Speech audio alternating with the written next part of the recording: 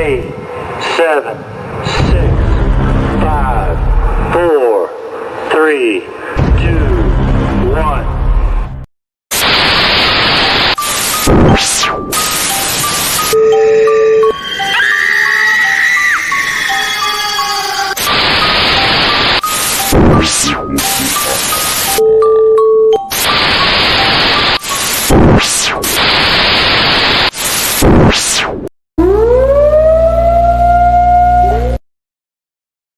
What's going on, everybody? This is AJ Capasso here from Talking with the Source. Dude, I almost forgot, before you say your name, I almost forgot to press unloop. So that almost went again as I'm sitting here enjoying watching what I'm doing, looking like a total idiot. It just froze. It just froze. Sorry. Anyway, I'm here with my good friend. It's Robin from Halford Paranormal. I'm Talking with the Source. When you did the mask last show, that had to be the funniest thing I've ever saw. But thank you for AJ, I'm back, bitches. Oh, Jesus. Oh, my gosh. People, help us. Help us now. But anyway, listen, I want to first just do a quick shout out. We're about to have our Global Ghost Hunt event.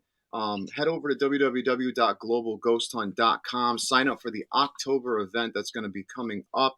This is an amazing historic first year for Global Ghost Hunt. So if you have a team, head over there, please. Robin's in a giggly mood today. But put your giggles away for a second. We have someone very serious coming on. Exactly. Seriously. Today we have an amazing guest coming on. He's been living an amazing life, let me tell you, out of a movie. And I'm super excited to get down to it. But he has uncovered something that is absolutely amazing. One of the biggest conspiracy theories that people have had forever about the moon landing. We're going to dive deep into it today with filmmaker, writer, Bart Sibrel. Hold on one second when my mouse dies. There we go. Bart, how are you? Hello, Bart. Good. How about yourself? Good. Thank you so much for coming on. It's an honor to even have you on. Seriously, thank you. Yeah. Sure. First question I want to ask you is if you could just tell the viewers a little bit about yourself, the people that don't know you that are going to watch this on our channel, and people that will see obviously on yours will know you. But if you could just tell just a little bit about yourself, and then we'll dive into the big stuff. Well, I've been a filmmaker most of my life for about 40 years, producing TV commercials, music videos, documentaries, and I generally write, produce, direct, edit, and shoot everything that I do. I started out as an actor and did a lot of theater, probably been on stage about 500 times, and that led to doing stage plays first, which turned into short films, and then I started a production company in my early 20s and started making movies for a living. My most infamous film is called The Funny Thing Happened on the Way to the Moon, which you can see for free at Sibrel.com. I think it's on the screen there. S as in Sam, I, B as in boy, R-E-L, Sibrel.com, my last name. And this film was financed by a board member of an aerospace company that builds rockets for NASA, who knows that the moon missions were faked. If you can imagine, someone building rockets for NASA says the moon missions are fake. This guy has a super high IQ and is building rockets for NASA, right? And so he gave me $1 million to produce films that prove that it's not a theory that they faked the moon landing. It is a sad, sad fact. And I can go through basically 4 incontrovertible proofs that any of the 4 by themselves would prove it in a court of law that we did not go to the moon. And really, there's probably 2 more that are indirect, one step away. You could say, innuendo or whatever, but pretty clear. So we can go through all 6 of them too. And so, I grew up believing, like everybody else, the moon missions were real. And for those who are just joining, AJ said something really profound in our little warm-up conversation, which was until he saw these films that I made and the new evidence that has just come out, he was kind of on the fence and kind of thought, well, maybe they were faked, maybe they were real, I'm not sure. But after my book and film and the details, it's just, they didn't go. There's no other way of looking at it. If you have an open mind, if you're really looking for the truth and willing to be wrong, it's weird. Some people just will not admit they're wrong, which is really weird. I remember going to church once and they said, "Who likes to be wrong?" And I was the only one raising my hand. They had an answer for everything, but not necessarily the right answer. And Yeah. they didn't want to be wrong. And Yeah. I'm like, no, it's good to be wrong. It means, number one, you're not walking around in error. And number two, you're learning something new. So basically, I showed all this proof to this aerospace professor at a university teaching aerospace. And of course, the god of science is putting a man on the moon. I mean, really, it's the greatest accomplishment of mankind, right? So, how ironic from a spiritual point of view, you see, that mankind's greatest accomplishment was a complete lie. So, I showed him all this proof that we'll get into. And he said, "There's nothing I could show him that would make him renounce the glorious moon landings. That would be blasphemy to him." And I said, "Well, what about this?" I said, "What if you turned on the television? Buzz Aldrin was having a press conference and he's tearfully confessing, yes, the moon missions were fake. They were filmed at the Air Force Base, just like in Bart's book. I'm sorry. I regret it. Please forgive me." The professor said he'd still think he walked on the moon anyway. You see? I mean, he thinks when he's 10 years old watching it on TV, he knows better than the man who was there. This literally becomes a religious attachment to people. The first big radio show I did was like 20 years ago. I did, what's it called? Coast to Coast. I get like 2,000 emails in one day. Our film, A Funny Thing Happened on the Way to the Moon, which just came out, outsold newly released Academy Award winning film Gladiator. It was outselling Gladiator on Amazon after that interview. And of those 2,000 emails, I guess about maybe 200 of them were extremely vicious. I mean, one said that they wished that they could watch me and my family burn alive before their eyes. I mean, all I'm saying is that the government lied at least once. You know, when something is that much of an emotional attachment to people, it's actually proof that they're wrong. One of the quotes, my book, which you can get at Sibrel.com, it's in Kindle, print, or audio. I read it myself. I put a quote at the end of each chapter. And one of the quotes is from a film, Heaven Can Wait, which won Best Picture in 1978. And Buck Henry's character, or is it James Mason's character, says the likelihood of one individual being right increases in direct proportion to the intensity to which others are trying to prove him wrong. And so when you receive these foaming at the mouth, rabid dog responses for simply saying the government lied about one thing, you know you're right. I mean, anyway, but that's kind of and it's like, who knew the government would lie about such a thing? In fact, guys, the number one reason I hear from people why the moon missions must be real is that the government wouldn't lie about such an important thing. Okay. And yeah, we'll get into the deathbed confession from an eyewitness who was there when they filmed the moon landing. But basically, one of the points I bring up lately is Robert McNamara on his deathbed. He was defense secretary during the Vietnam War. Okay. The Americans were against the Vietnam War, just like they were against entering World War II prior to December 7th, 1941. 90% of Americans were in agreement they didn't want to enter another world war. Then after Pearl Harbor, 90% were for it. We got to get even, right? So Robert McNamara and the CIA got together and said, well, what can we do to get support for the Vietnam War? We need a Pearl Harbor type of thing. So they came up with what was called the Gulf of Tonkin incident, which was allegedly a North Vietnamese ship attacking an American ship, which outraged the public. They entered the Vietnam War, led to the death of 3 million people, including 58,220 Americans. And then they lost the war anyway. Robert McNamara said on his deathbed, he and the CIA made that up. It never happened. So I think if the federal government is willing to throw away 58,220 lives of their own people, I think they're willing to fake an image on a television when there's no independent press coverage, you know? Yeah. So I actually had from my father who was in the Air Force this VIP color print package that they were handing out of Apollo 11 pictures. And as a 4-year-old, I put them up on my wall. It was a literal shrine. You know how people have like Jesus shrines or Yeah. Mary, the Virgin Mary Yeah, shrines? yeah. I have a shrine, believe it or not, to Apollo 11. So to go from that to the biggest critic that they Yeah. are indeed fake, Yeah. you know, that it's just an open mind looking for the truth. Meaning, I saw these pictures 3,650 times between the age of 4 and 14. Then I see this guy on television, one of the first guests on the Oprah Winfrey show. He wrote a book in 1985 called We Never Went to the Moon. He worked at NASA during the Apollo program for 6 years with the highest security clearance a civilian was allowed to have.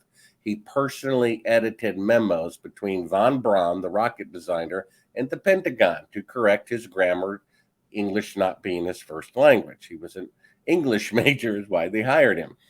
And he read a memo from von Braun to the Pentagon saying, look, if we try to go to the moon, you know, with 1960s equipment, which has never been used before, 1/1,000,000th the computing power of a cell phone, he says we have a 99.99 chance we're going to kill them on live international television. And so they bluffed, like in poker. So that kind of plants a seed in my mind. Another 10 years go by, and had become a filmmaker. Now, a filmmaker's job is to make fake scenes look real, right? So I can look at these moon pictures and tell you not only are they 100% filmed with electrical lighting, I can tell you what kind of light. They're in my closet. Use them all the time. You know, they're an umbrella light. They were big, you know, brand new back in the 60s.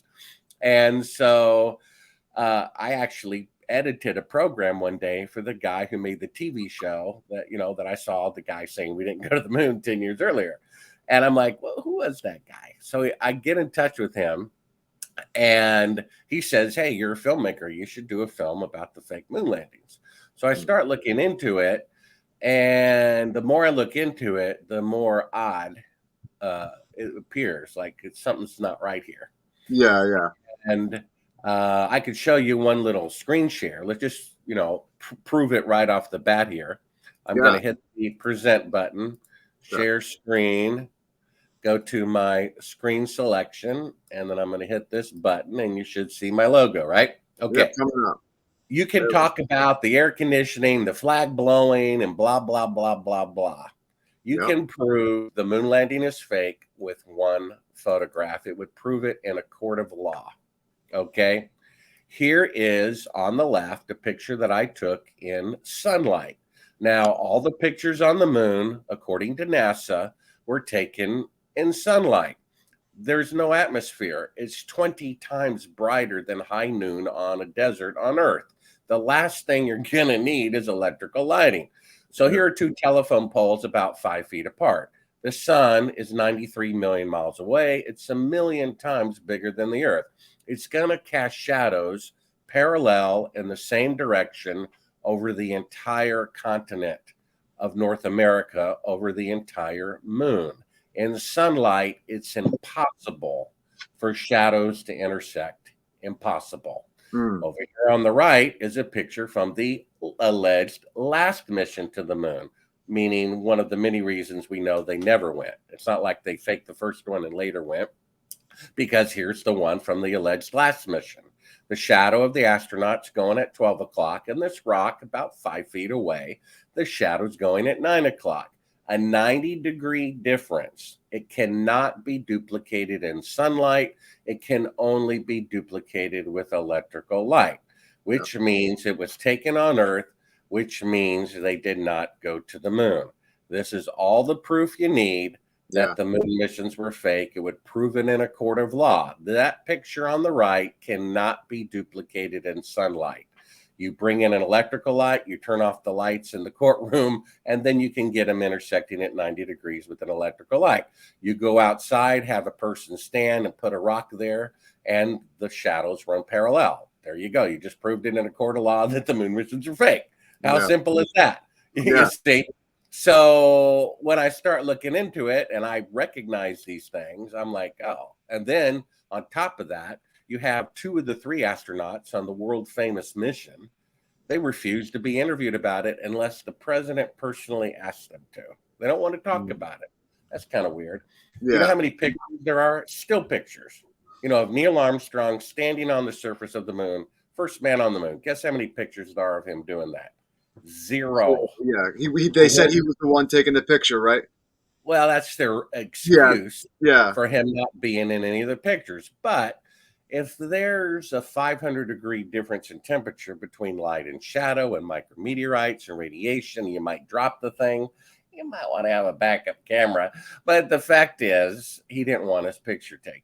You see, he didn't want to be associated with it. I believe they threatened to kill his family. And that's the only reason why he did it. Now, one of the things in my book that's not in my movie, my book just came out called Moon Man, The True Story of a Filmmaker on the CIA Hit List. This is because I found a recording after I made my second film, Astronauts Gone Wild. Again, you can see these clips for free at Sibrel.com.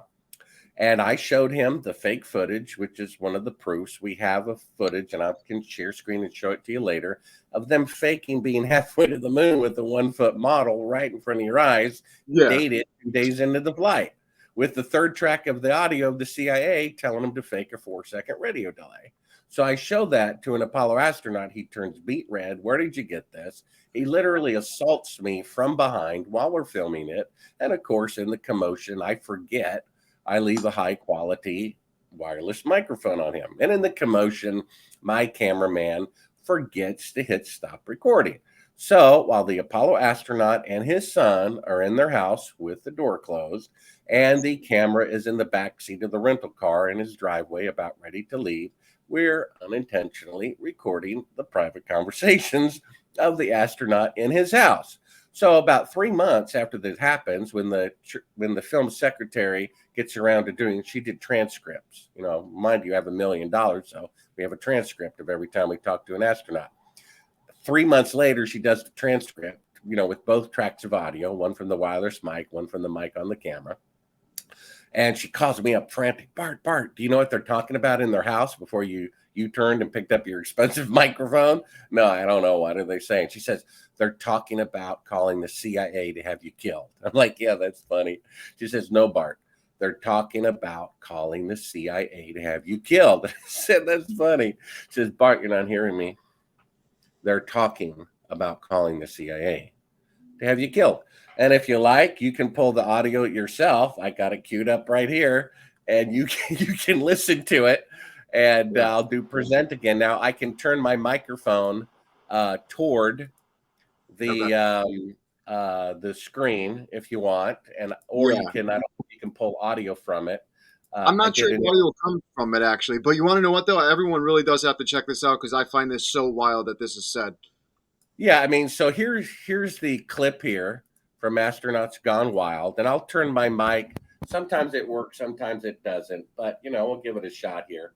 Good. Got the volume up here, got the volume up on my television, and here it is.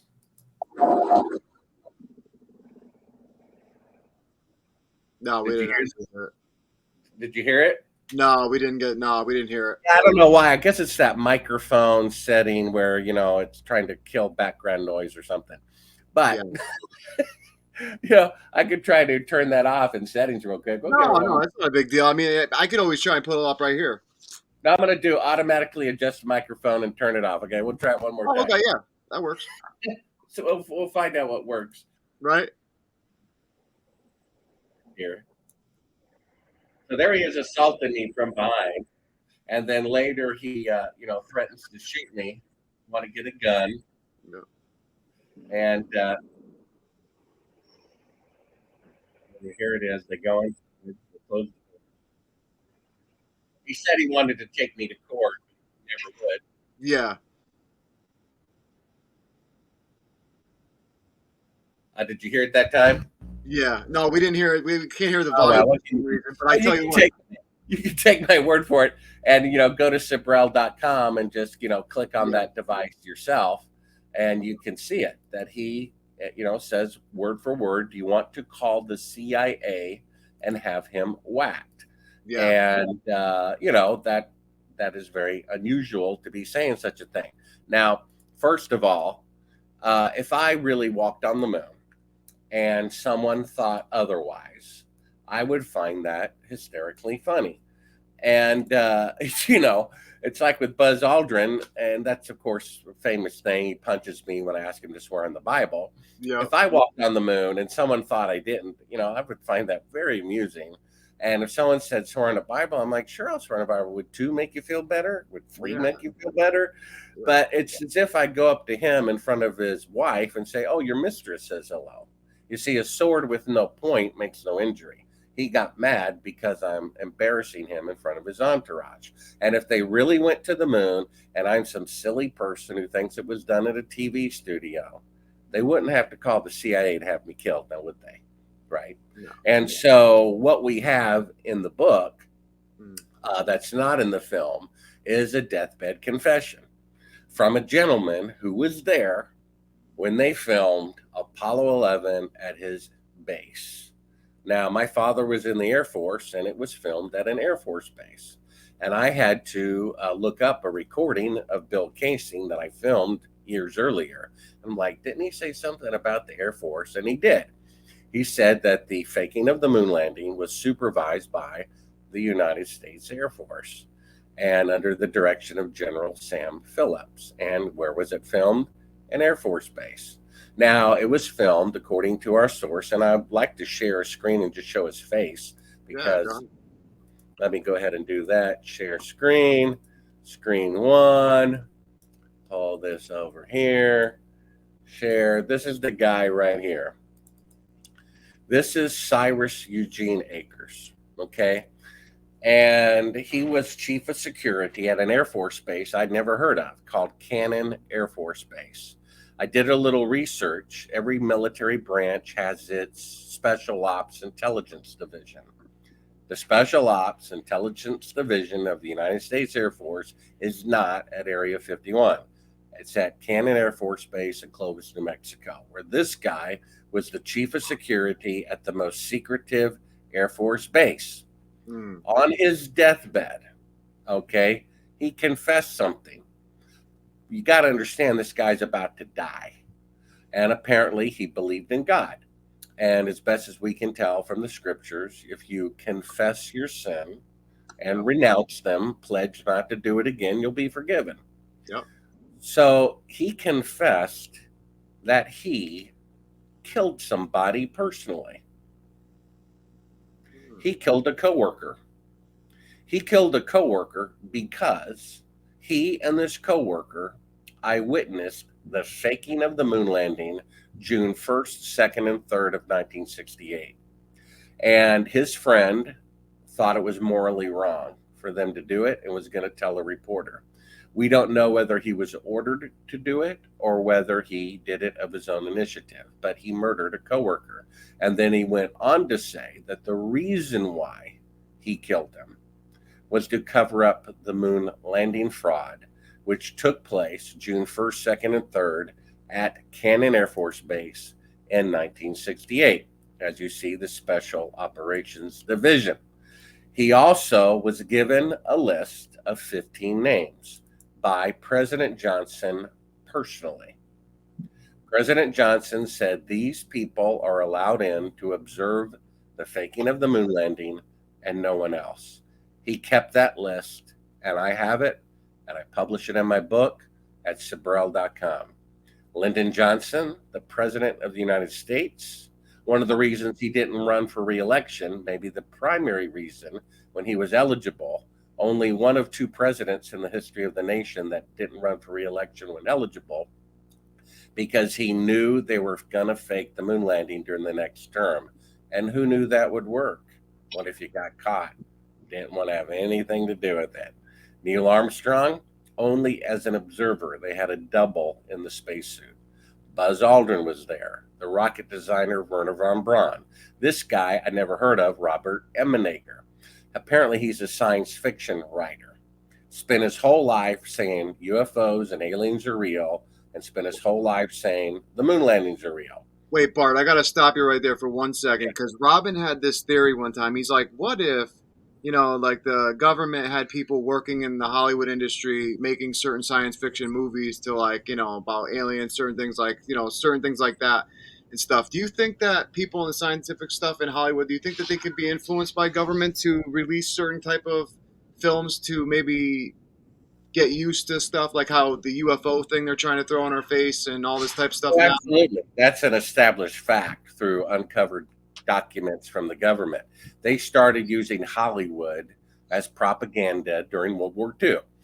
And and I don't know if it's true, but let's say if World War II was a acceptable war to the degree that it was right to defend our friends, England and France. Let's just, under those conditions when people's morale is low, their sons and their fathers and brothers are going there.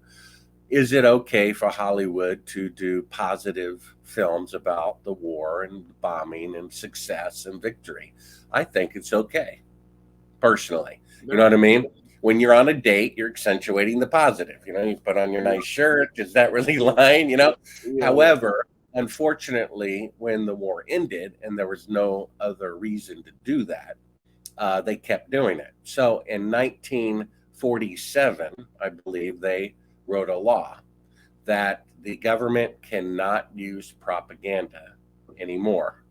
The war's over. And maybe some of that propaganda, I wasn't alive at the time, could have been misinformation.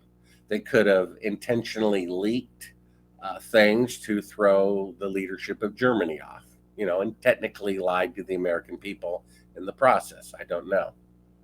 However, the CIA was created around the same time. And I think it was Truman was president at the time. He said signing the order to create the CIA was the biggest mistake of his presidency. He said they are accountable to nobody. They're their own entity. They're their own nation, like the Vatican, like DC, District of Columbia. And, the CIA repeatedly goes on national TV and publishes articles boasting that they executed, assassinated democratically elected people of other countries. Well, that's illegal, and they're just boasting about it out in the open. They lie all the time, and that's wrong. It's illegal to do that. And then after the quiz show scandal, which happened, I think, in 1958, by the way, Time magazine had on their cover, this guy's the smartest man in America. He won the latest quiz show, the national quiz show. Yeah. Well, he won because they gave him the answers in advance, because everyone liked him. It was rigged, right? Time magazine was wrong. Time magazine also said men on the moon. They were wrong. They passed on false information, probably unknowingly. Yeah. So after that, Congress wrote a law. You cannot use television to deceive people. Well, the moon landing is using television to deceive people, isn't it? You see? Yeah. And then one of the clips, my book has 16 interactive clips. And one of the clips is, believe it or not, the Zapruder film synchronized with Dan Rather's description of it, because they didn't show it. No, he said, trust me. Let me describe it for you. Yeah. So we have the Zapruder film going by with Dan Rather telling the world what's in the Zapruder film. And he says, after the third fatal shot, you see Kennedy's head go violently forward, when in fact it's going violently backward. He said the exact opposite of the truth. You see? That's using television to deceive people again. And so this is very dangerous, because the first document of America is not the Constitution. It's the Declaration of Independence, which says when any government becomes destructive of life, liberty, and the pursuit of happiness, it is the right of people to alter or abolish it. Well, there was certain information I was given by the relatives of Apollo astronauts, which, while true, they asked me not to put in my film a funny thing happened on the way to the moon. However, I do include it in my book, which was just published, including the homicide by the CIA of the three men who were going to be the crew to go to the moon the first time because they wouldn't cooperate with the fraud. Their homicides is not my opinion. It's the opinion of the dead man's widow, who I interviewed for 4 hours. It's the opinion of the dead man's son, who's a 747 pilot, who I interviewed for 3 hours. They have forensic evidence proving that the CIA killed their husband and father. She told me that on January 26, 1967, the man who was going to be the first man to walk on the moon came home from work and told her, "Hun, for some strange reason, the CIA is all over the launch pad today." I wonder why. Very next day, the guy's dead. You see? So our government is taking away life. And then I don't think the Constitution changes if it gets below 50 degrees. And I don't think the Constitution changes if there's fast winds, over 100 mile per hour. And I don't think the Constitution changes if the cancer rates go up. And I don't think the Constitution changes if, the flu season is worse than normal. You see what I'm getting at? So just because every TV and newspaper said men on the moon, they were actually in Clovis, New Mexico. So just because every TV and radio station says there's this many, infections and this many people are dying, they're just a bunch of numbers, aren't they? And the TV stations and newspapers were wrong about the moon landing, the greatest event in human history. So I think they can be wrong about lesser things. If you have to ask permission to open your business, permission to have a party in your own house of more than 4 people, permission to have your wedding reception, then that's slavery. Why do you, because you're AJ, that you can tell me, Bart, I'm sorry, Bart, if you have 5 people at your house, I'm going to turn off your electricity and throw you in jail. Well, that means you're above me. That means you're the master and I'm the slave. So they've already taken away life. They're murdering their own people, right? They're taking away liberty. And what if my party, my wedding, my business is my happiness? They're taking away the pursuit of happiness. Does anybody care? I mean, that's the thing about the moon landing that's interesting about it. And when I showed this footage, we haven't even showed it yet. I mean, they're faking being halfway to the moon with a 1 foot. I can't wait. I love this footage. This footage everyone's got to check out because this right here shows the right way. AJ, think about this though, right? Think about this. Remember when we had Jesse Marcel on? Yeah. And they switched that weather balloon for the crashed craft and told his grandfather that he had to just say that it wasn't the crashed craft. Yeah. He told us that. We've known for so long, though, that the government has been lying to us about things. We see it even to this day. And people are kind of getting a little bit more awakened and realizing it, I think. But, from what you've uncovered, though, Bart, has been absolutely amazing. But please show us this clip because this is an absolutely amazing clip that you have gotten. But what I want to ask you about this clip before you explain it, because we're probably not going to be able to hear the audio again. How did you obtain this footage? I know you said in other interviews through a whistleblower, you believe, through NASA. Is this how you got this footage that wasn't for the public? Yeah. Basically, the footage, when you pop in the reel, mind you, it's a broadcast quality reel of footage. And let me see where my window went. Let me just grab another window here. And hold on. When you pop in the tape, it says do not show to the public, right on the screen. In fact, I can kind of show that. Here is, in fact, while we got the screen sharing here, I'll just do this for everybody for amusement. To Sibrel.com. I have 4 videos on the homepage. I have basically explaining why the moon landing is fake with that picture in 3 minutes. and multiple arguments are made in 3 minutes proving the moon landings are fake. I wrote a little song about my adventures. I spent Yeah. about 20 years of my life doing this, and this little music video, which is the second to the last clip of the book, kind of is my overview of my little adventures. Here's the son talking about his dad being chief of security at Camden Air Force Base, and here's the famous "A Funny Thing Happened on the Way to the Moon." All the clips, like I basically write a chapter, and then I say, hey, if you want to understand the next chapter, go to Moon Man Video Link 1, and then watch "A Funny Thing Happened on the Way to the Moon" first before I talk about it.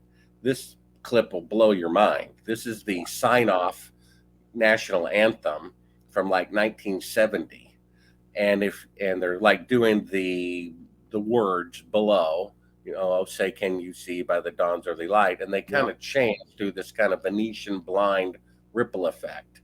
And hidden in there, believe it or not, is "Consume, obey, consume. Do not rebel against the government. Submit, obey, submit." Believe it or not. Wow. And here's the kind of an explanation of the footage we uncovered that's a little bit different than in "A Funny Thing Happened on the Way to the Moon." Here's a clip of NBC, ABC, Fox, and CBS saying the same news story word for word, proving it's Central Intelligence control. Here's the infamous "Astronauts Gone Wild" film, and so forth and so on. Here's NASA saying they deliberately destroyed all the technology to go to the moon, which they would never do if they really did, but would do if they're covering up evidence of a fraud.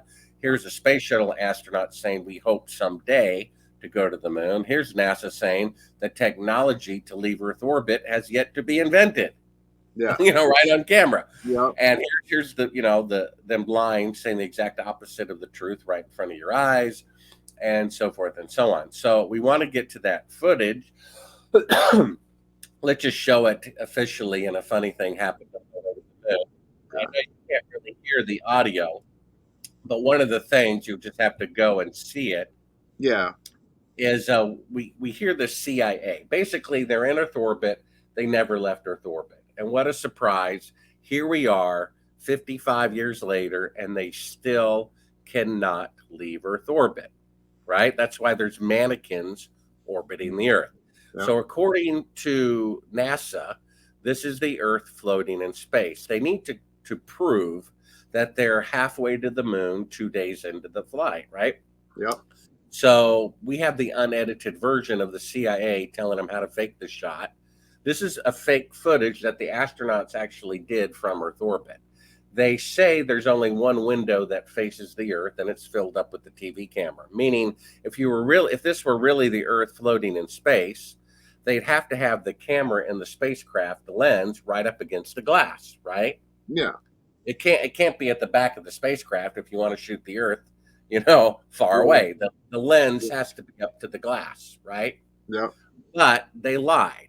They lied and said the lens was up. The lens is actually at the back of the spacecraft. These are the walls of the spacecraft around a circular window, outside of which you're seeing part of the Earth. You see? So it looks like the Earth floating in space. You see, that's very clever. And then at the very beginning, you hear NASA say, hey, the TV picture looks great. And exactly 4 seconds go by. Because if they answer the question right away, it'll give away the fact they're close to the Earth. But they're supposed to be 130,000 miles away. So they calculated 2 seconds out for the radio delay, 2 seconds back. So even though NASA speaks to them and the astronauts hear them right away, the CIA is talking to them in a private earpiece, and they count off 4 seconds. 1, 2, 3, 4. Then you hear crystal clear a voice that's not the astronauts, a voice that's not NASA say, talk. Right after 4 seconds go by, they're basically faking a 4-second radio delay.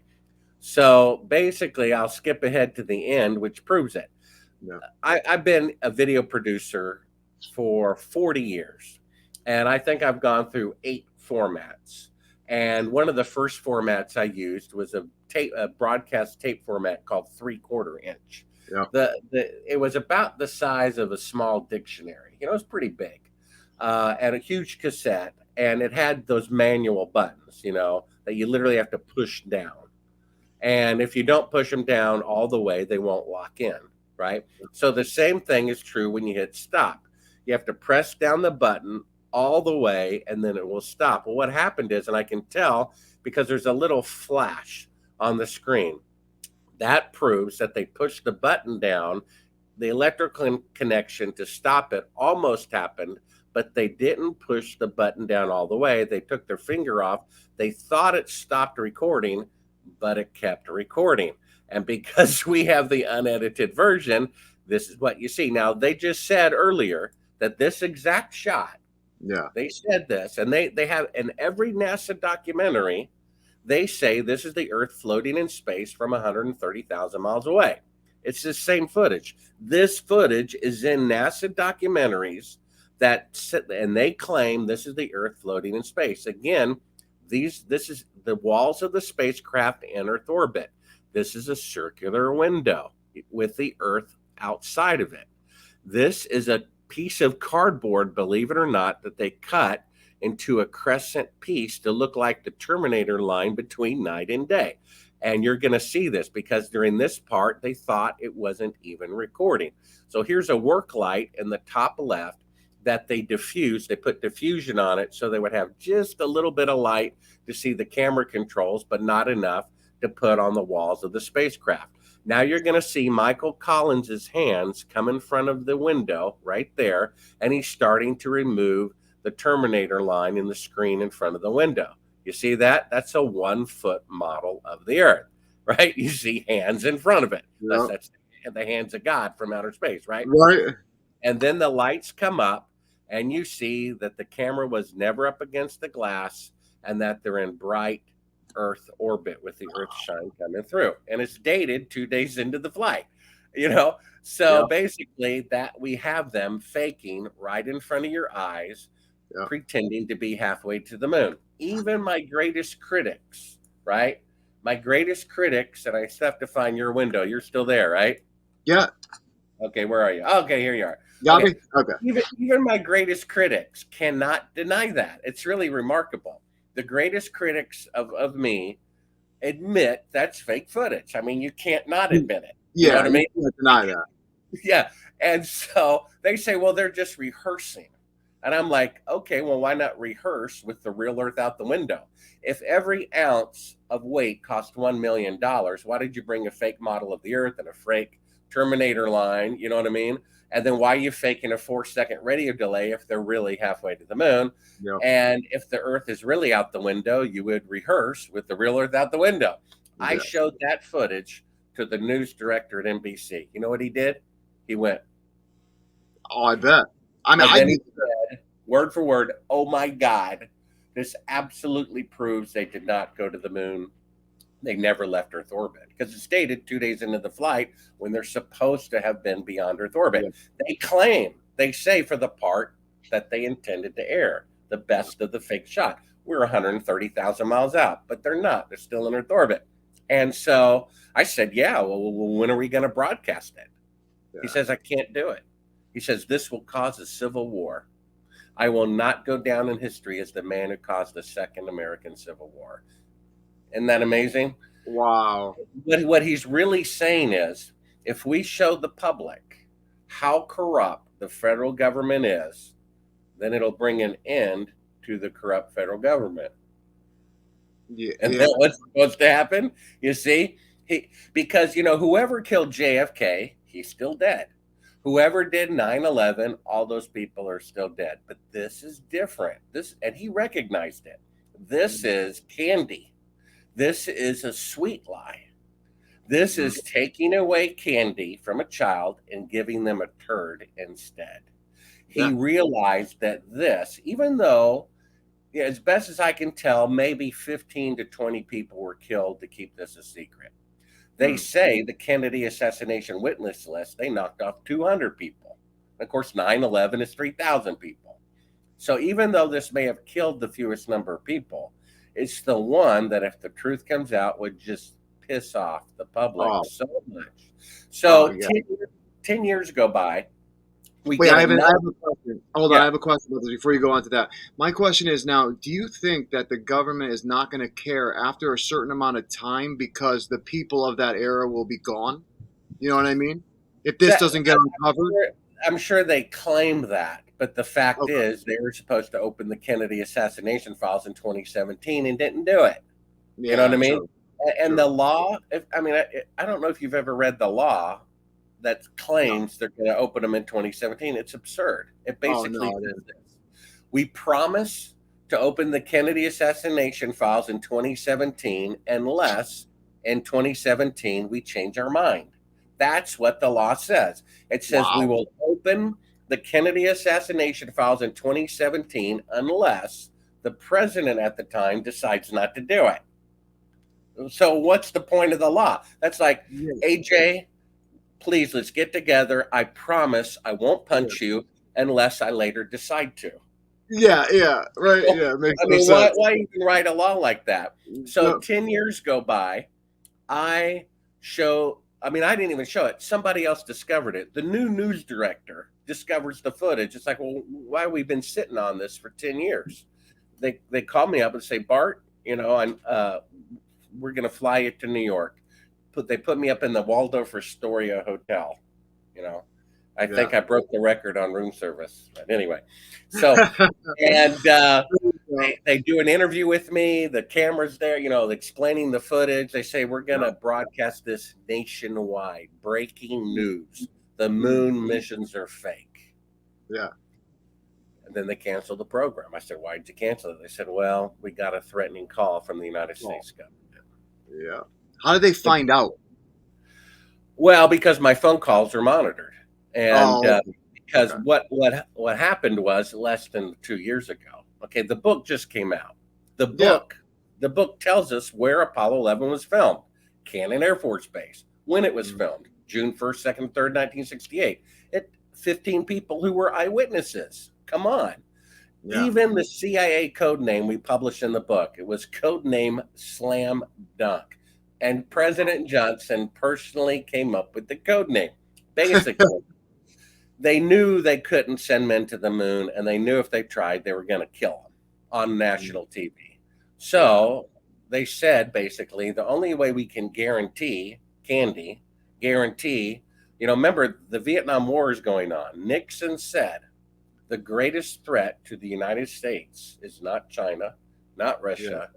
It's American citizens protesting the federal government over the Vietnam War. That's the greatest threat to our nation. So you give them a pep rally, you give them something to cheer about, and you can guarantee 100% success because you faked it. You shot it a year earlier in a TV studio. It's already edited, ready to go. You can guarantee that the moon mission will be 100% successful. It's a slam dunk. Therefore, that's the code name, you see? And so I'm confirming this information while I'm editing my book. It took 15 years to write this book, 2 years to edit it. I'm calling up the son of the dead man who confessed he murdered somebody to cover up the moon landing fraud. I mean, you don't make that stuff up, right? No. And we have him in uniform, military police. We have his son saying, I lived right across from Cannon Air Force Base, So I'm confirming some of these details. And then while the guy's out, his house is broken into, even though he has security cameras, password, all that stuff, in broad daylight. And then everything about his dad that they could find somehow ended up missing and nothing else. And then 2 days after that, this is less than 2 years ago, government agents met him face to face, came to his door, and said if they ever talk to Bart Sibrel again, they will kill him and his family. Jesus. So it matters to the government that the moon missions are fake, that the truth comes out.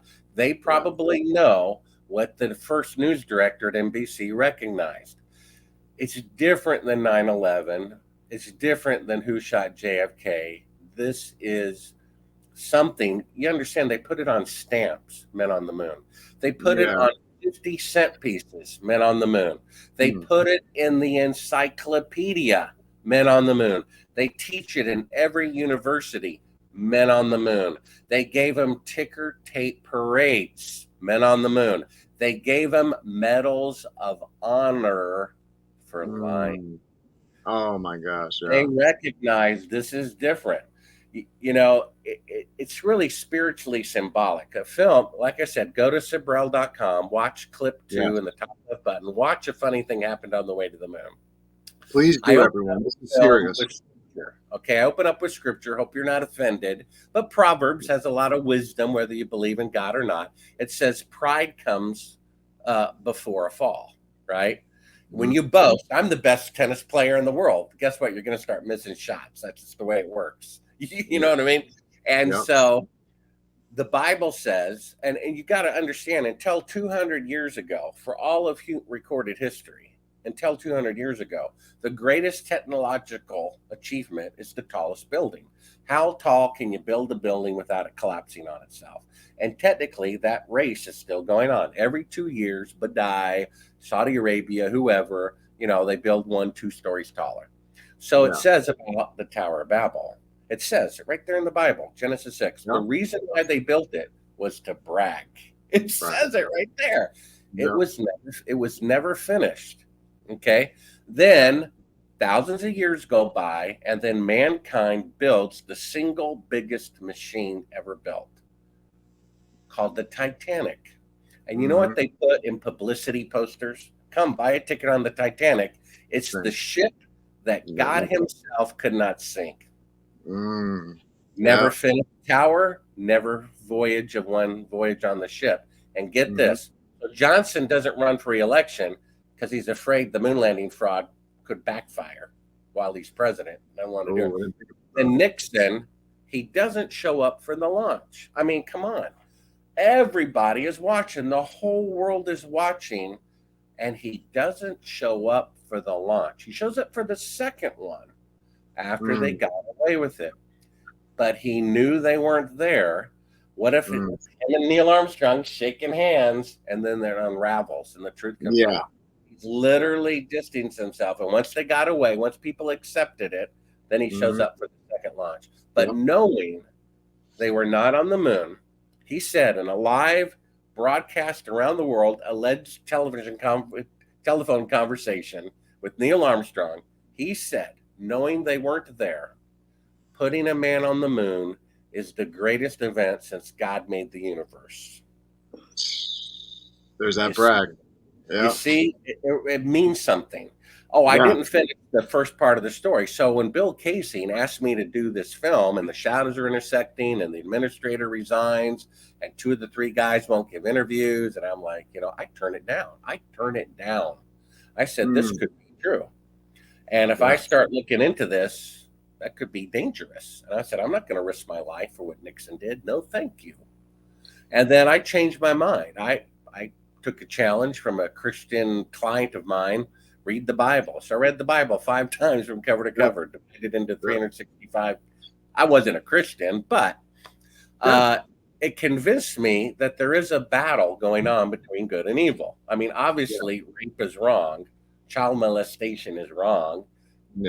World leaders promising, I will never do this and doing it right after they're elected. Obviously, that's wrong.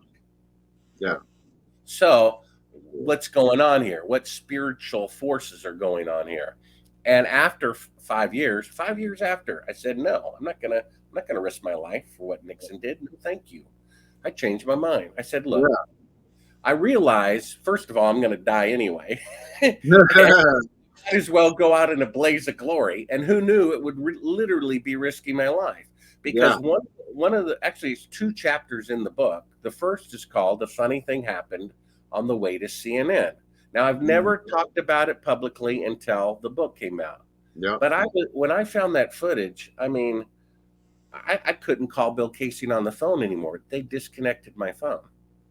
And I went to church that night and like, what do I do? I mean, I've got this footage in my house with a blind roommate and a 3-year-old son of them faking being halfway to the moon. They said, you need to drive like a bat out of hell to CNN and pass this hot potato. I'm leaving church like at 10 o'clock at night on a Wednesday. I'm the last of 300 cars going by. A business that had closed 3 hours earlier. there's a van backed in to their driveway and didn't pull out when in the other 300 cars went by, but as soon as I go by, pulls out. And I'm like, oh, he was waiting for me. So I just stop in the middle of the road. I say, I'm going nowhere until this guy's in front of me. And I got all night. Like 2 minutes go by. He's literally stopped in the middle of the road at night. And I'm like, I'm not going anywhere. So I guess he gave it up. He figured, well, I blew it, So he passes me. So I follow him. Know your enemy. Yeah. He gets on the expressway going to town. I get on the expressway going to town. 2 lanes one way, a medium, 2 lanes the other way. So I pull up alongside the guy. I want to get a look at this guy. Who is this guy who was waiting for me the day I find the footage of them faking being halfway to the moon? Who is this guy? I pull up alongside of him and I look at him. I mean, you can imagine going 55 miles an hour. He looks at me. Have you ever seen that sea documentary of the great white shark? They hold out like a piece of meat over the boat on a big hook, and a great white shark, leaps out of the water and grabs it. His eye is like this big around, and I look at that eye, and you know what I say about that eye? There's no one at home. Yeah, it's soulless. Yes, it doesn't care if it's your mother, your grandmother, your daughter, or your dog. Yeah, it will eat them. That's how this guy looked. Ooh. It was the first time I've ever seen a human being have no soul. This guy looked like he would kill me, go home and have a fried chicken dinner and not even think about it again. And as soon as I looked at him and as soon as he looked at me, my car died. Electrically, engine just killed. Now, a military friend said they zapped it from a satellite. So he goes down to the next exit, loops around, meets up with another car. And I'm like trying to flag down somebody. They shut off my phone won't work. And then they loop around on my side. I cross over, they loop around, I cross over again. Finally, a cab driver stops. And I take a cab to CNN from Nashville to Atlanta, from like midnight to 6 a.m. or whatever it was. So I finally get to CNN and I'm surrounded by government agents. I mean, I've never said this publicly, but the book is like my final statement on the matter. If you want to go out showing that music video clip, Bart's Moon song, go out with that, because that summarizes everything. It's like I didn't, when I did interviews about the film, I never mentioned this stuff, because it's like I'm already trying to get people to believe something difficult, that the craziest of conspiracy theories, they shot the moon landings in a TV studio, is actually true. Our government is that corrupt and arrogant. So it's like, I don't want to go into the X-Files, me being drugged and kidnapped and all that. I would hate to not complicate things, but seeing how the book is my final statement, I go ahead and tell what happened. So I'm at CNN. I'm surrounded by government agents. They immediately take the tape, this huge, Betacam tape. They handcuff me.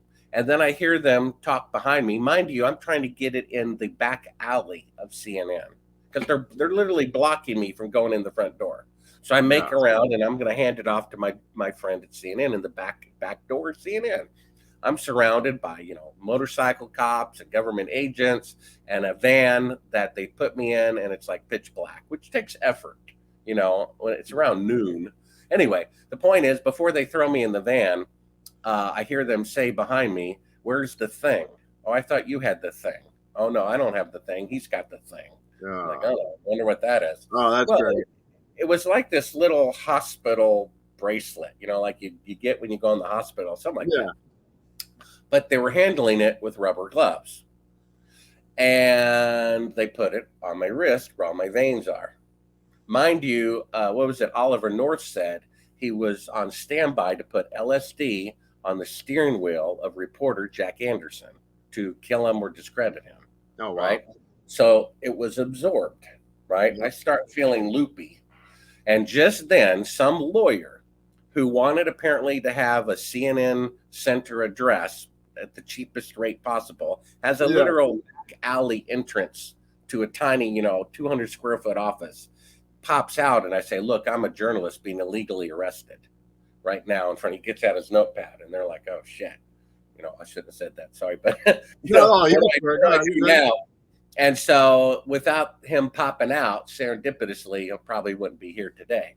But anyway, I start throwing up. The drugs are so bad. And they start asking me in the van, or, these questions. And they have a guy in there babbling, like speaking in tongues or something. I guess to confuse me. Kind of comical, really. Something like that. Yeah. Then they take me somewhere that I'm in bright light. They ask me all these questions that are already on a clipboard. And I tell them everything they want to know. I'm in La La Land. So you don't have to waterboard anybody. That's just, not necessary. In any case, I end up, believe it or not, escaping their custody. And I made my way back to Nashville, Tennessee, where I say to myself, I got him. I got truth serum in me. Yeah. So I pee in a cup. And I got him. Yeah. And so I give it to a friend to put in a lab in his name. And I said, I'm going to prove that I was drugged by, I'm in touch with the NBC news director during all this time.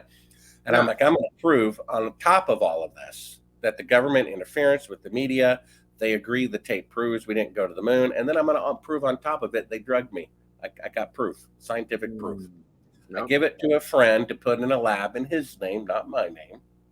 And a few days go by, we have a meeting. I said, well, what were the results? And he said, well, there was a problem at the lab. And I'm like, oh, well, what problem? And he says, well, they had a break-in over the weekend. And I'm like, yeah, so what? He says, well, funny thing, the only thing stolen was your urine sample. Oh my gosh. So basically, when your phone calls are being monitored, kind of like then they monitor the people you call also, you know what I mean? So somewhere in there, and so they might have used a laser microphone when I handed it off to him. I don't know how they did it, but they had your whole place bugged. I don't know, but I don't keep up with it. No, I mean, I don't blame you. I mean, I'm just glad you're all right, but that's crazy. Yeah, so all of this is in the book. Yeah. And so the first, it's about midway through the book. A funny thing happened on the way to CNN. And then there's the second time it happens. A funny thing happened on the way to church. And it goes into all of these X-Files, CIA things, including, believe it or not, 2 good guys from the government literally rescuing me. As best as I can tell, they were Marine intelligence people. And so there are good guys in the government who don't like what the CIA is doing. And they literally sent in people to protect me. So, and people like them asked me to call 2 people on that list of 15 people that the chief of security at Cannon Air Force Base gave me. Wow. And before I published the book. And I was like, you got to be kidding me. You want me to slit my throat? And they said, trust us. We had your back before. Trust us. Please do it. Call these 2 people. Now, I knew who one of them was. The other one, I hadn't heard of the person. And so I called them and I said, hey, I'm Bart Sibrel. You're on a list from Cyrus Eugene Akers that you were at Cannon Air Force Base eyewitnessing the moon landing fraud. What do you got to say for yourself? Oh my God. So it was basically after that where my sources, house was broken into and he was threatened. All that to say, the good guys are basically, as best as I can tell, tracing the phone calls of the people they called. Do you understand? They wanted me to call these 2 people to see who they called, because they called somebody who later threatened my guy, my source. Yep. And the good guys are basically spying on the bad spies, as best as I can tell. So, it's unbelievable, really, but it is what it is. It's fascinating too, but it's unbelievable because it's like this is all happening right under our noses as Americans. We wouldn't even know this. You know what I mean? It's just absolutely crazy.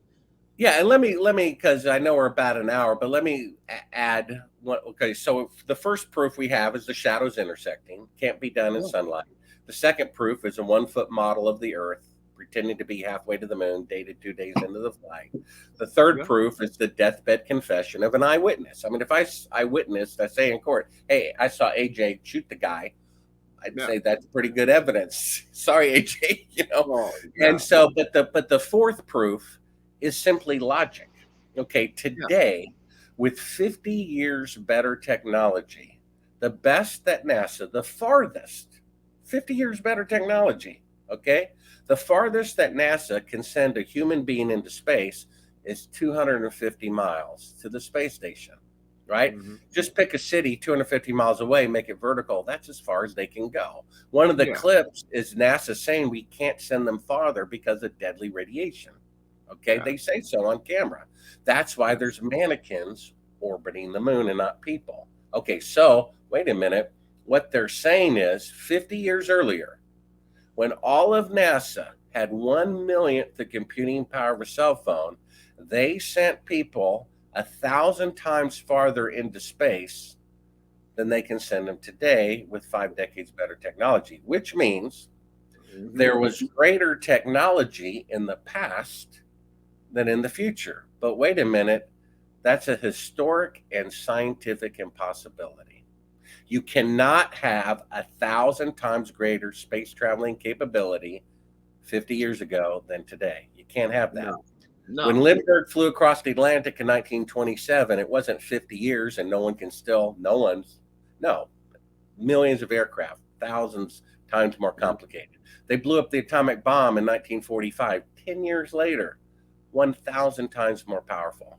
So if they could go to the moon on the first Exactly. attempt with 1 millionth the computing power of a cell phone, we would have been on Mars 10 years later.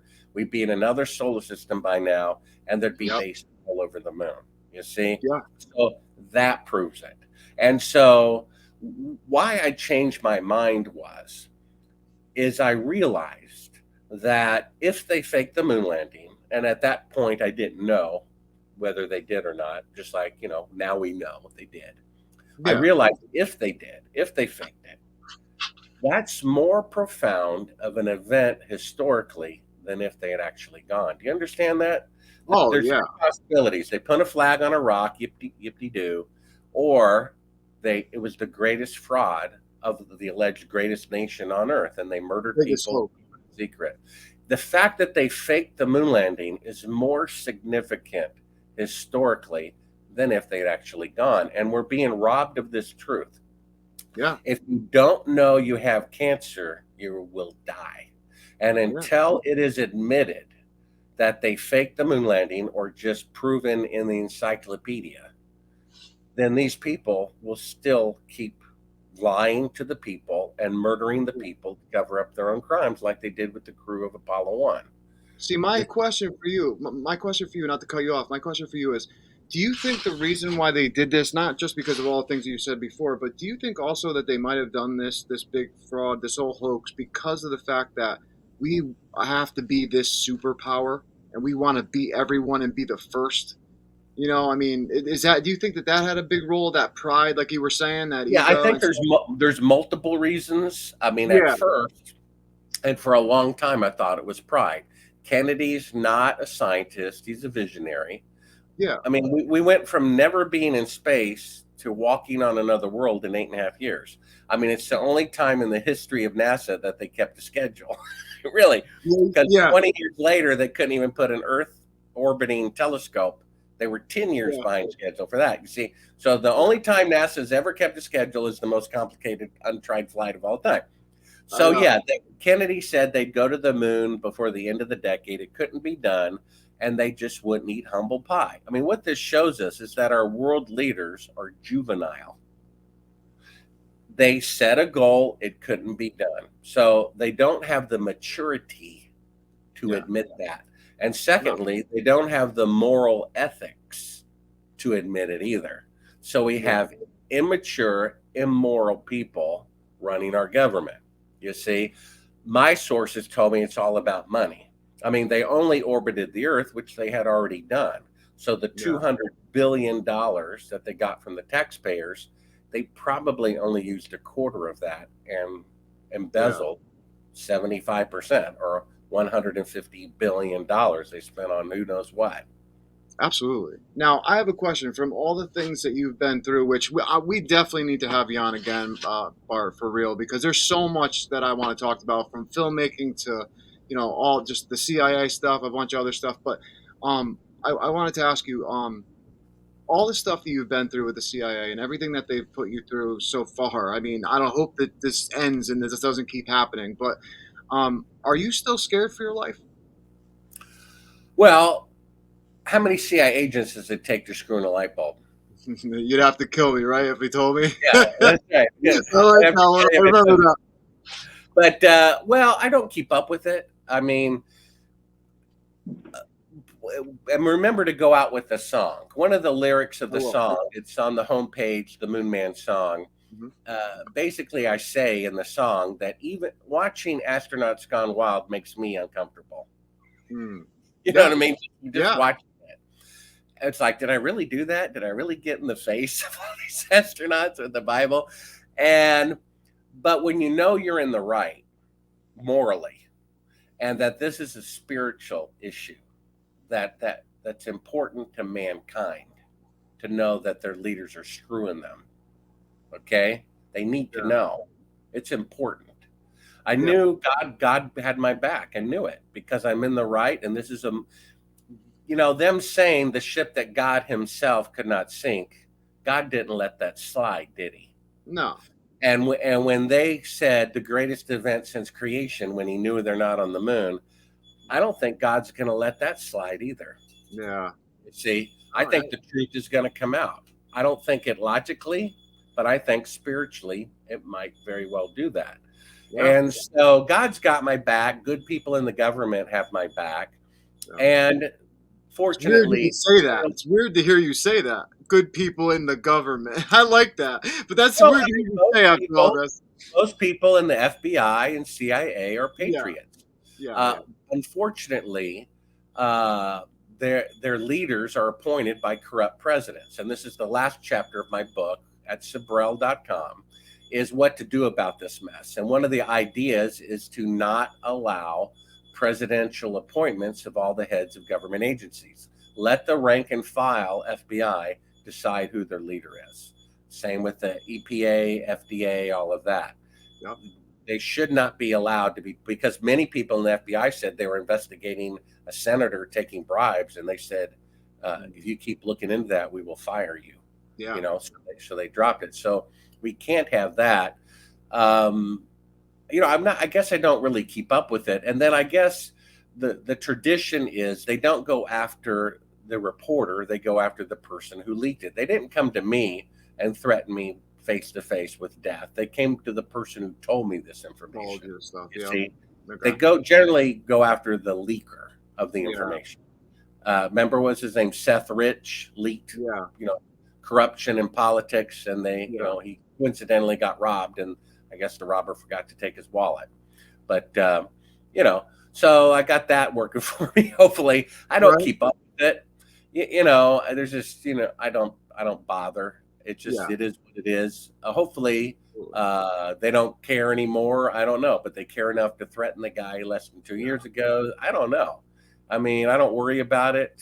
I do my best, and I hope the truth comes out.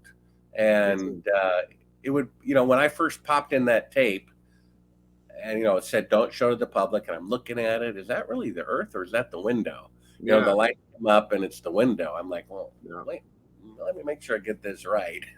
They're clearly faking being halfway to the moon, which means they can't go halfway, which means they didn't go. And I just tears start coming to my eye. I'm like, wow, they really did fake the moon landing. How sad is that? How sad that mankind can't even tell the truth about something like that. Pathetic. And this is why the truth has to come out. Otherwise, mankind is sunk. Yeah. When Orwell said, whoever controls the past controls the future, well, this is the perfect example. The evil people who run our government are saying in the past that the moon missions are real when they certainly were not. They're controlling the past. Therefore, those same criminals are controlling the future. So until the moon landing fraud comes out, we probably won't ever have honest government, ever. Yeah. No, I mean, I don't think we're ever going to. You're right. I really don't think we're going to have an honest government. I mean, hopefully, with how people are kind of waking up and realizing, like, with misinformation and the way that the government has been handling things, they've been kind of sloppy. I'm hoping that people kind of wake up a little bit and keep waking up, and we start realizing that, like, we are the slave, like you were talking about. And someone used an analogy that I said on this show a couple weeks ago. Person said to me, they're like, if you take red ants and black ants, you put them in a jar, they'll coexist. They'll try to get out of the jar. They won't fight each other. But the minute the person outside shakes that jar, they automatically will fight each other to the death and kill each other. And they use the analogy as that's what they're doing, our government's doing to Americans. They're shaking the jar, and we're too busy fighting each other, not seeing what we're actually, not being told, and all the misinformation and stuff that's coming around, and, Well, that's why I don't. That's why I don't vote anymore. And it's actually, if you believe the Bible, it says in the Bible, a soldier of God does not get involved in civilian affairs. And so we have Democratic Johnson supervising the moon landing and Republican Nixon approving it. You see? Yeah. So it doesn't really matter. Just ask Ron Paul or Bernie Sanders if it matters. If an honest person can run to the top, it can't happen. You see? So voting is a waste of time. They didn't vote. Congress and Senate didn't vote to fake the moon landing. They did it anyway. You had 90% of Americans wanted GMO labeling, and the president said, no, I'm going to go with what the corporations want. A democracy is supposed to be 51%. Get their way. 90% cannot have their way in this country. 90% wanted GMO labeling. It never happened. Couldn't get it. You see? Congress and the Senate didn't vote to fake the moon landing. They weren't informed of it. So voting for them is irrelevant, isn't it? You see?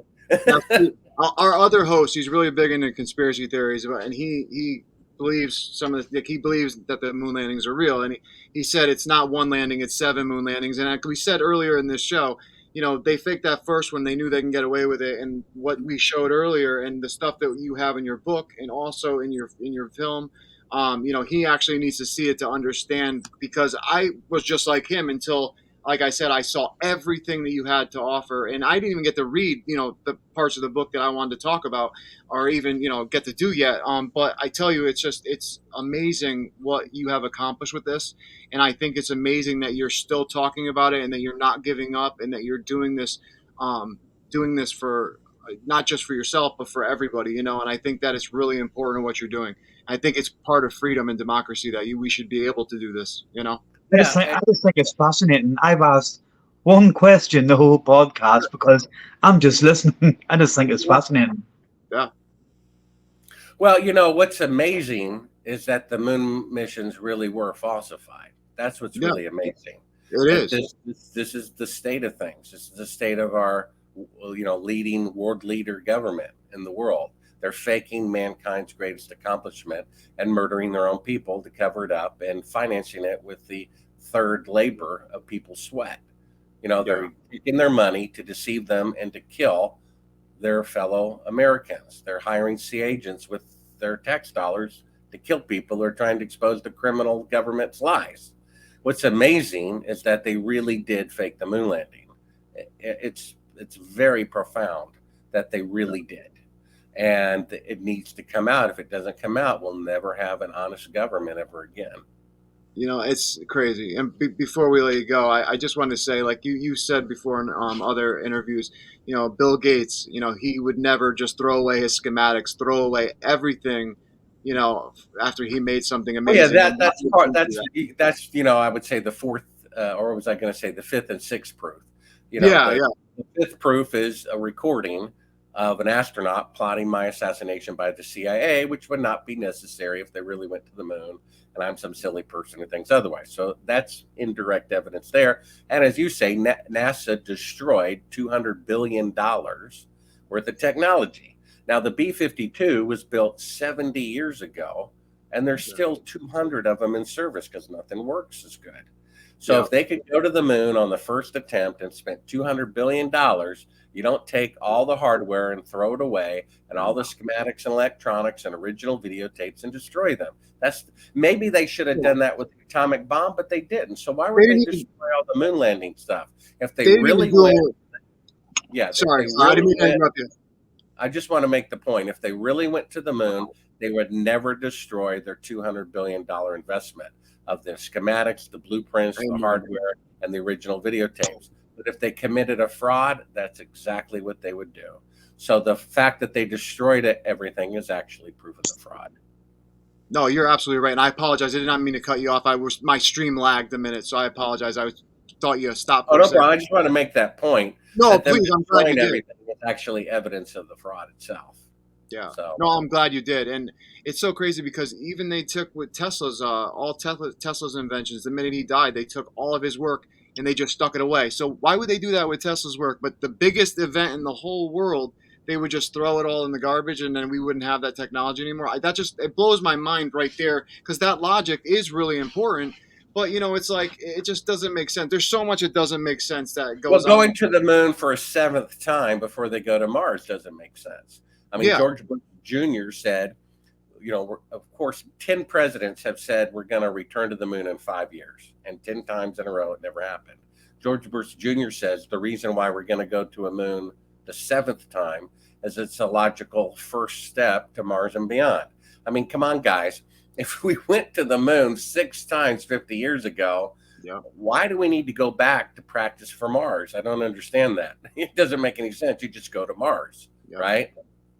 Now, my last question before I let you go is, what do you think about Elon Musk and his corporation going into space and stuff? Do you think he's going to be obviously dumbed down by the government and stopped or like hoax things and do certain things like that going to Mars, obviously? Or do you think that maybe he may be a truth seeker and actually be a moral person and really want to get us, into Well, let me remind you, a rich person involved in the rocket industry gave me my money to make these movies to expose the moon landing fraud because they know the moon landings are fake.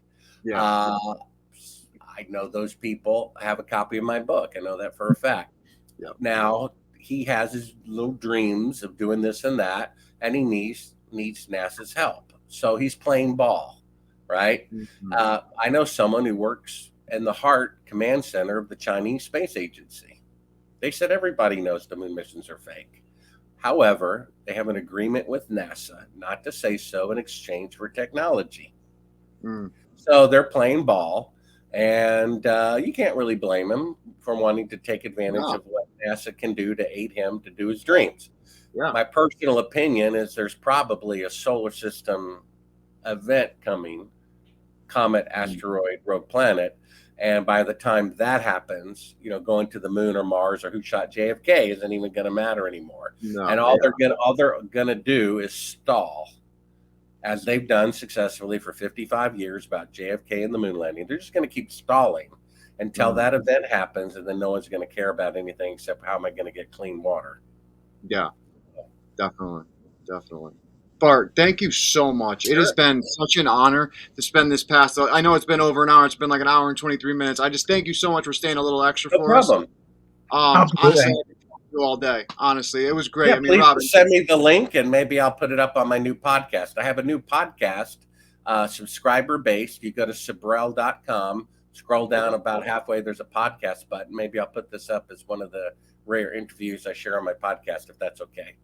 Oh, that would be absolutely amazing. That would be such an honor. Seriously, that'd be Just such. Send me a link to it when you're done. I will.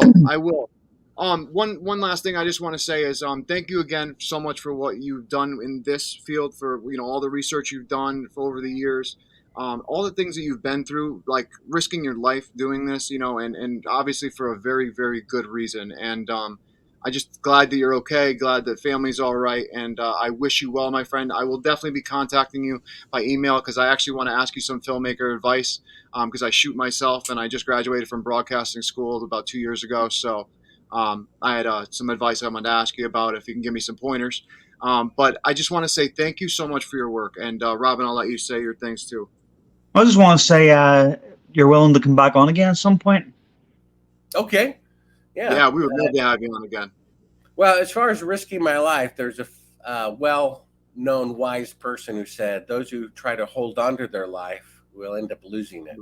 And those who lose it for what is right will gain it forever. So Amen. There you go. Great. Promise from above.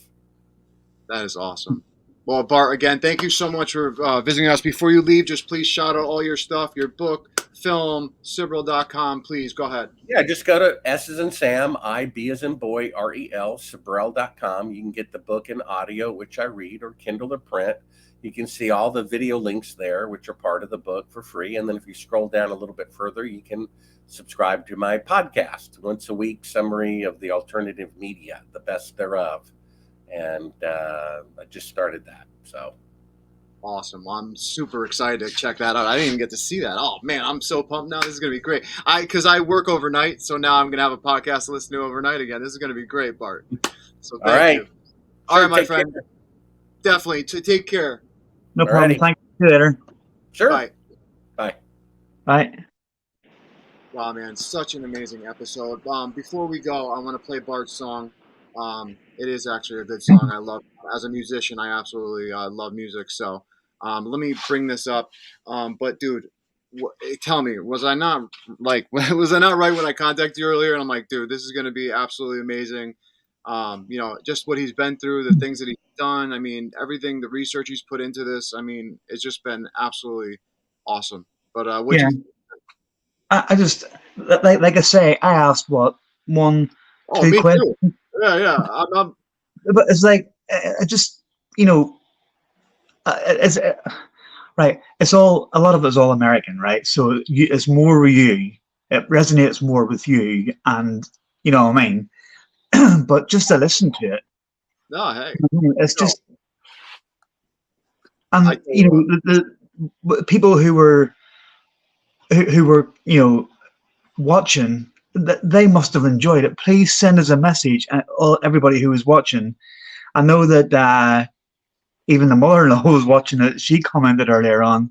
Yeah, I'm telling you, it's crazy because I've seen a lot of different videos with evidence of moon landing fakes and faking and all this kind of stuff. But when I watched all of his stuff, and I really had an open mind about what I was watching, like the tape that he got from the whistleblower NASA that was not to be seen by the general public, that showed that stage of them shooting the moon from whatever shooting the Earth from halfway to the moon or whatever, and it ended up being inside the craft of them doing an Earth orbit. That was absolutely incredible when I first saw that.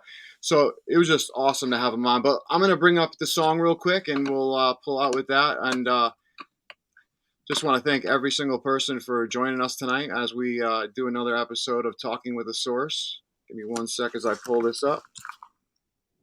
Give him 1 sec.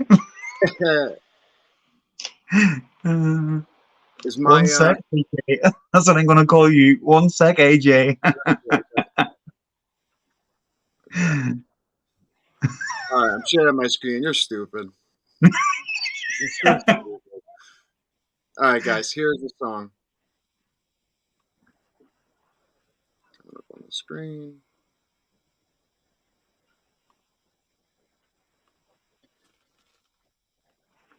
There you are. Much love to Matt. The mother-in-law. I'll see you tomorrow for a Costa. On his head at 26.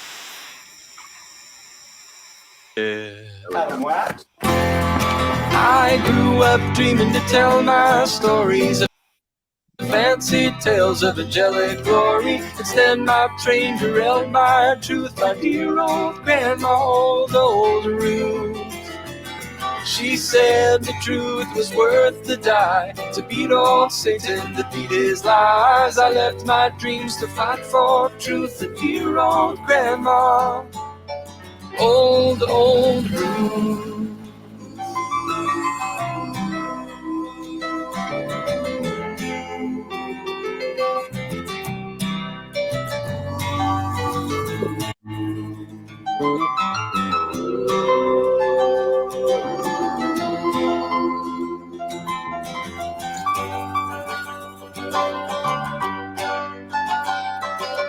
Now I wait for seeds to root, to grow up large, a truthful shoot.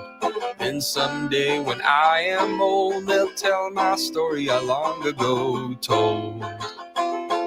Except now they'll say instead of Ruth, Bart's the grandpa of this old truth.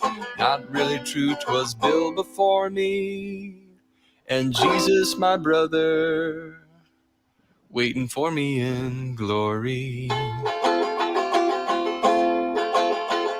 I grew up dreaming to tell my stories of fancy tales of angelic glory. Instead, my train derailed my truth by dear old grandma, old Ruth. She said the truth was worth to die, to beat old Satan, to beat his lies. I left my dreams to fight for truth, and dear old grandma, old Ruth. Like dear old grandma, old Ruth.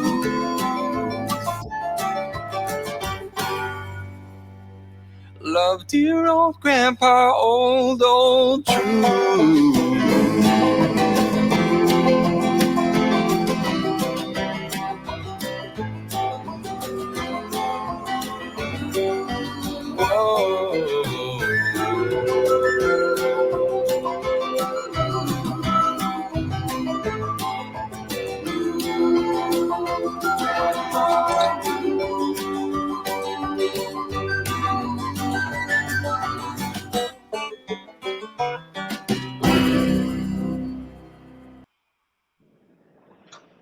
Yeah, so that was Bart's song he did the music video for, the words.